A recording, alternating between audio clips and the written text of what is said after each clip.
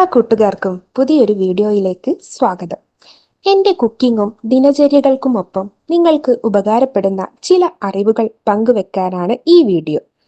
പറയുന്ന കാര്യങ്ങൾ മാത്രം ശ്രദ്ധിക്കുക. വിഷ്വൽസ് ശ്രദ്ധിക്കേണ്ടതില്ല.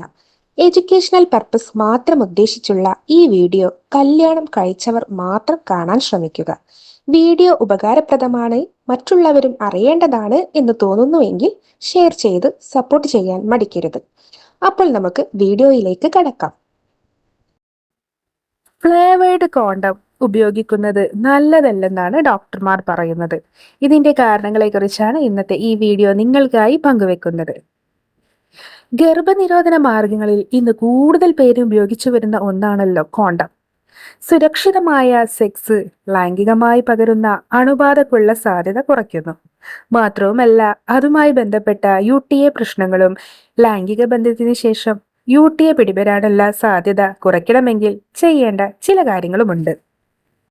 ദമ്പതികൾ കുട്ടികൾ ആസൂത്രണം ചെയ്യുന്നില്ല എങ്കിൽ ഉചിതമായ ഗർഭനിരോധന മാർഗങ്ങൾ ഉപയോഗിക്കണമെന്നാണ് പറയപ്പെടുന്നത്. ഗർഭനിരോധന മാർഗങ്ങൾ ഉപയോഗിക്കുന്നതിനുള്ള മറ്റൊരു പ്രധാന കാരണം ലൈംഗികമായി പകരുന്ന രോഗങ്ങൾ അഥവാ STI ഇത് പകരുന്നത് തടയുക എന്നതാണ്. ആണല്ലെങ്കിൽ സ്ത്രീ കോണ്ടം ഉപയോഗിക്കുക. ശരിയായി ഉപയോഗിച്ചാൽ ഫലപ്രാപ്തി ഏകദേശം 96% മുതൽ 98% വരെയാണെന്ന് ഡോക്ടർമാർ പറയുന്നുണ്ട്. ഓറൽ സെക്സ് സമയത്തും പുരുഷ കോണ്ടം, ഡെന്റൽ ഡാമുകൾ തുടങ്ങിയ മാർഗങ്ങൾ ഉപയോഗിക്കണമെന്നും വിദഗ്ധർ ഊന്നി പറയുന്നുണ്ട്. ഇത് STIകൾ പകരുന്നതിനും ബാധിക്കുന്നതിനുമുള്ള സാധ്യത കുറയ്ക്കുന്നുണ്ട്. യോനിയിൽ നിന്നും ലിംഗത്തിൽ നിന്നും സ്രവിക്കുന്നത് വായിലെ അണുബാധക്ക് കാരണമാകുമെന്നതിനാൽ ഓറൽ സെക്സിനിടെ ഗർഭനിരോധന ഉറകൾ ഉപയോഗിക്കണമെന്നാണ് ഡോക്ടർമാർ പറയുന്നത്. ഇല്ലെങ്കിൽ ഇത് കാർഡിയോസിസ്, herpes, syphilis, gonorrhoea, human immunodeficiency virus അഥവാ HIV, ഹ്യൂമൻ ഡെഫിഷ്യൻസി സിൻഡ്രോം അഥവാ എയ്ഡ്സ് എന്നിവയിലേക്ക് നയിച്ചേക്കാമെന്നാണ് ഡോക്ടർമാർ പറയുന്നത്. കോണ്ടം എന്ന ആശയം പ്രാവർത്തികമാകുന്നത് അവ STIയുടെ സാധ്യത കുറയ്ക്കുക മാത്രമല്ല, ലൈംഗിക സുഖം വർദ്ധിപ്പിക്കുകയും ചെയ്യുന്നുണ്ട്.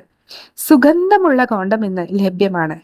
ലൈംഗിക ബന്ധത്തിന് അവ ഉപയോഗിച്ചാൽ സ്ത്രീകൾക്ക് യോനിയിൽ ഈസ്റ്റ് അണുബാധ ഉണ്ടാകാനുള്ള സാധ്യത കൂടുതലാണ്. ചോക്ലേറ്റ്, വനില, സ്ട്രോബെറി എന്നിവ മുതൽ ഇഞ്ചി, വെളുത്തുള്ളി എങ്ങനെ വിവിധ സുഗന്ധത്തിലുള്ള കോണ്ടമാണ് ഇന്ന് ലഭ്യം. മണമില്ലാത്ത സാധാരണ കോണ്ടം മാത്രം ലൈംഗിക ബന്ധത്തിന് ഉപയോഗിക്കുന്നതായിരിക്കും നല്ലത്. സുഗന്ധമുള്ള കോണ്ടം ഉപയോഗിക്കുന്നത് യോനിയിൽ പ്രശ്നങ്ങൾ സൃഷ്ടിക്കും.